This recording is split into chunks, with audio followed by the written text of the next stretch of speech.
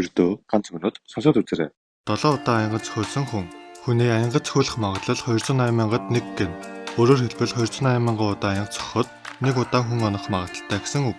Түүнийг Roy Cleveland Sullivan гэдэг ба эхний удаа 1942 онд бороо төвдөр цамхаг дээр, хоёр дахь удаа 1969 онд уулын зам дээр машиндаа, гурав дахь удаа 1970 онд байшингийнхаа гадаа, дөрөв дахь удаа 1972 онд мод тоглож байхдаа, тав дахь удаа 1973 онд асал машиндаа, 6 дахь удаа 1976 онд ойд, 7 дахь удаа 1977 онд загасчилж байхдаа.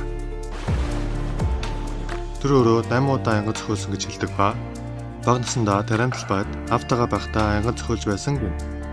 Харамсалтай нь 7 удаа аянга цохиулсан Чамд үлдсэн Салливан 1983 онд өөрийгөө буудан амиа олсон гэдэг.